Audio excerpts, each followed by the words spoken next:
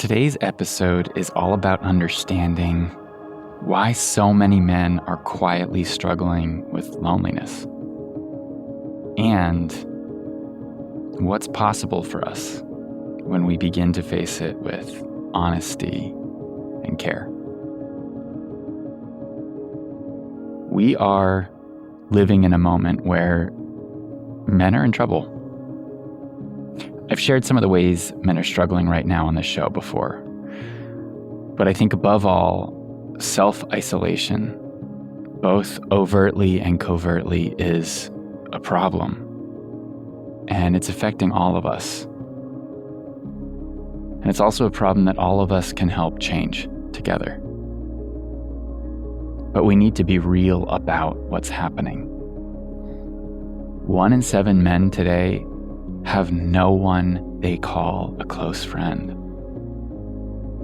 And among those who do have friends, 79% of those men report that they don't receive any emotional support from their friends. And among 18 to 23-year-olds, more than a quarter of those men say this: no one really knows me. And yes, there are probably countless reasons why this is happening. I believe technology and media and the rise of artificial intelligence, all of these things, they matter. But I believe these external forces that we blame so easily as the problem are really just amplifying things that are happening inside of us. And these are things that I bear witness to in my coaching containers and in my circles. And it's the stuff that compels us to hide ourselves. It's the voice inside that tells us we don't deserve more, that keeps us stuck in loops of despair and dissatisfaction and makes us play smaller than our dreams call for. So, even if you're not one of these men who don't have a close friend and don't receive emotional support from a friend, even if you're not someone who has the experience of feeling like no one knows you, I'd still argue that most of us have become more isolated than we want to be.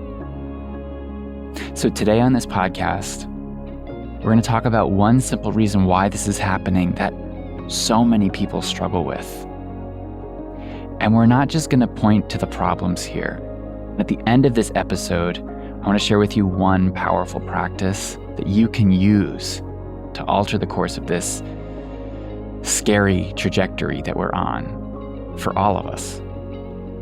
And if you are one of the ones who are struggling with isolation and loneliness, hopefully this episode can help you unlock some pathways for change. You ready? This is the Reclaiming the Gentleman podcast. I'm Dave Lashansky.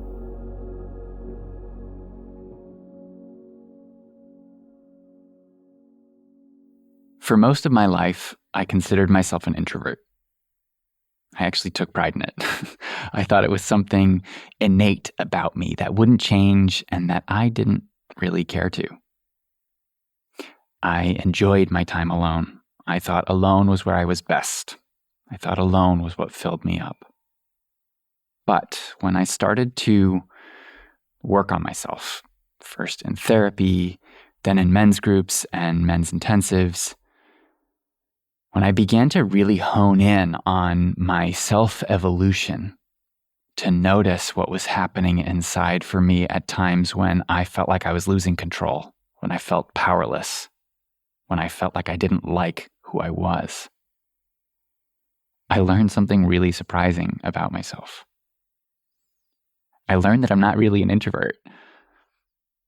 I get energized around people. And if I go too long without seeing my friends, without engaging with people, if I'm stuck alone working for too long, I get miserable. I genuinely love being around people.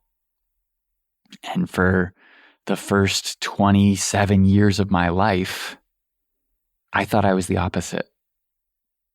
I thought being around people was the ultimate drain, that I loved being alone. So what happened? Why was I so convinced that I was an introvert, that my alone time was what I needed? Why was it that when I had to spend time socializing, I would want to crawl into a cave and hide and scream? What I began to notice as my practice of self-care evolved was that I had a very intense internal dialogue. And I didn't even realize it. What was happening was when I was in a group of people, or even just around someone I didn't feel super comfortable with, just an acquaintance, I was abusing myself on the inside. My thoughts sounded something like a combination of a stew of, make them feel good. Oh, don't say that. Your hands are so awkward right now. You're embarrassing yourself. And the most painful one of all was this: you are disgusting. They hate you. Pretty brutal, right? And I bet if you knew me, you'd have no idea that I was like this. But it made me so utterly exhausted by social interactions that I would often go through a routine after socializing where I would just completely check out. I would dissociate. I would scroll for hours and hours. I would watch TV. My big thing, I would go home. I would turn on the TV. I would order takeout or find something in the fridge and just binge. TV and food. TV and food. And the whole thing was that I needed something to turn off my brain. I needed some way to tune out that voice that was so abusive inside of me. I didn't realize that this is what I was doing. All I knew was I was exhausted and I needed a break. And it's painful to reflect on this, but I share it because I think it's important to consider that so many of us are familiar with that internal voice that is so critical. Most of us have an internal critic. Most of us have someone inside that tells us we're doing something wrong. And many of us have one that sounds just like mine does, as brutal and intense as mine. Often even worse. And a lot of us just think that this is normal. Just something about us that we can't change. And if I'm being honest, I think that this unchecked internal criticism is at the root of so much of our collective isolation right now. I think at least a part of it is that our internal critics have gone wild and make us think that there are parts of us that are unacceptable, that can't be expressed, that can't be known. And more than anything, I believe that we can change that. And one of the keys to changing that is realizing that there are parts of us that we ourselves reject inside of us. We don't do this for ourselves necessarily. We think we're doing this in service of others. We hide the parts we think others will hate, the parts we think are ugly. We try to abolish these parts inside of us so that other people don't have to reject us for them, so that they can't reject us for them.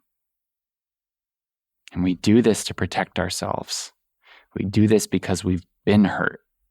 Everyone's experienced what it's like to have something vulnerable be judged or harmed.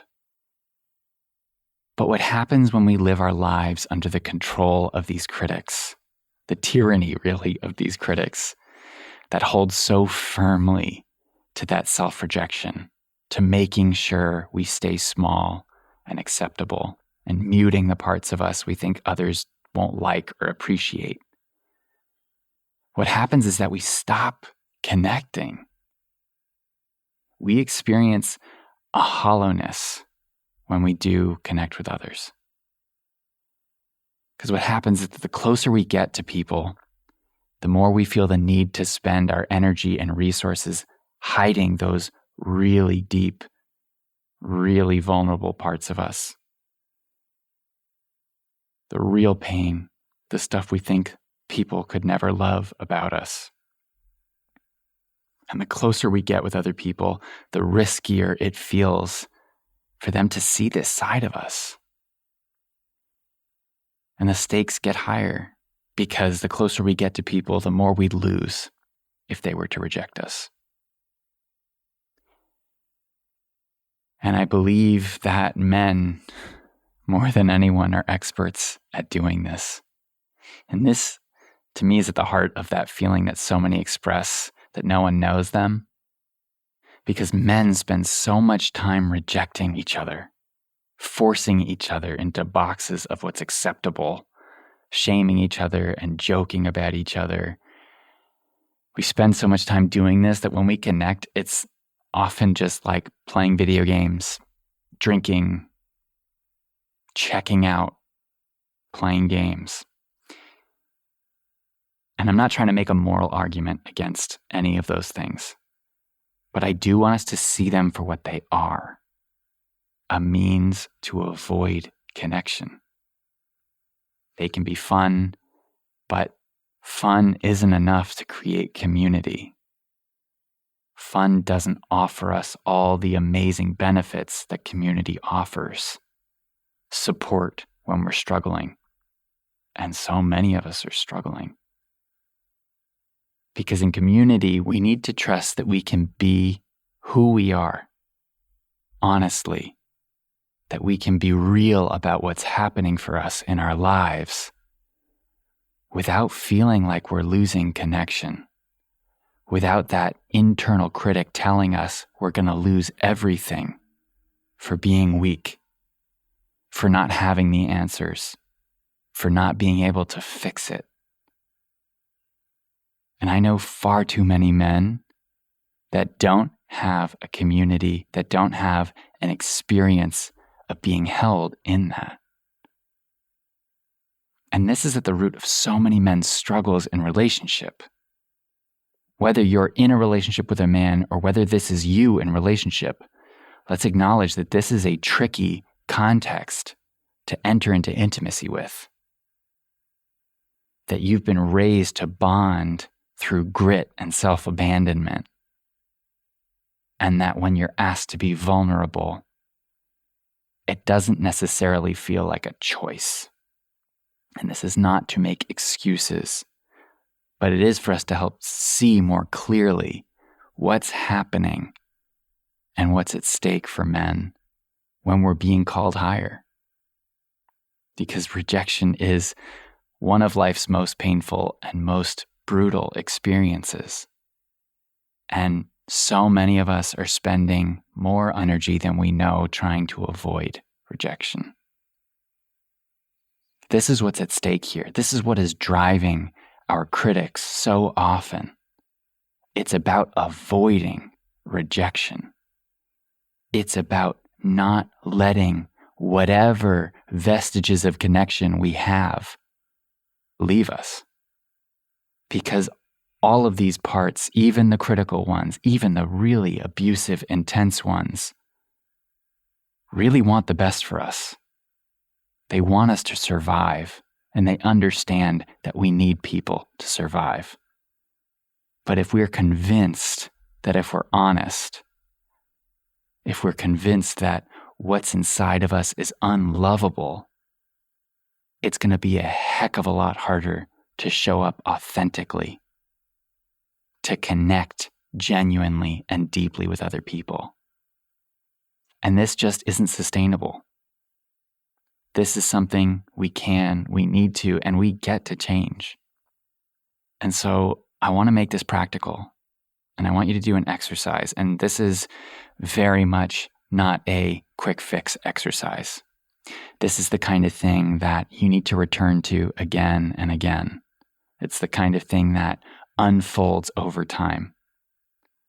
But if you're committed to evolving, if you're committed to evolution, that's a process that takes time. Changing yourself takes time. integrating your trauma takes time. And sometimes it's these simple, powerful, quick practices that add up enough that one day you will find yourself in a situation where you used to struggle and have so much more access to presence. That's what I hope this gives you. So here's the exercise. This is the kind of thing that you would do in a moment when you tend to be really hard on yourself, where you notice that inner critic showing up. And if you are noticing that, congratulations, that's honestly like a great first step. But maybe this happens for you at work. Maybe it happens for you at parties. This happens for me all the time at parties. But maybe it's when your partner's upset with you. Whatever it is, notice the time when your inner critic starts to pipe up, when you recognize that you're being particularly hard on yourself. And when you notice this happening, I want you to remember the simple acronym. It's N.A.W, N.A.W. N.A.W. N, notice. Notice what the critic is saying. Notice its tone, the words, the feeling it brings. Notice. The A is acknowledge. Instead of pushing it away, trying to fight it, right? I want you to turn toward it. Turn toward this part, acknowledge it. What does it look like? What does it sound like? What does it feel like in your body? Acknowledge the voice. And the W is welcome. Welcome this critic. Speak to it. Say, I see you. Thank you for being here. Thank you for trying to protect me. I see how hard you work to try to keep me safe. You are welcome here. N.A.W.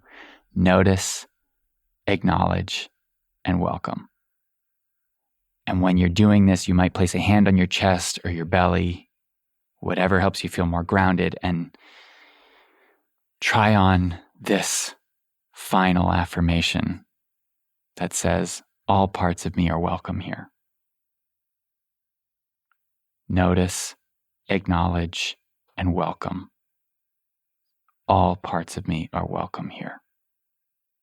And the next time you're in a situation where you're using this, try it out and see what changes. Don't expect the critic to go right away. Give it time. Continue to practice this. But trust that you have more power over your inner dialogue than you can imagine. And we don't take power back from our inner critics by silencing them, by abolishing them. We take our power back by learning to listen to them, building a relationship with those parts of us that we've never tried to before.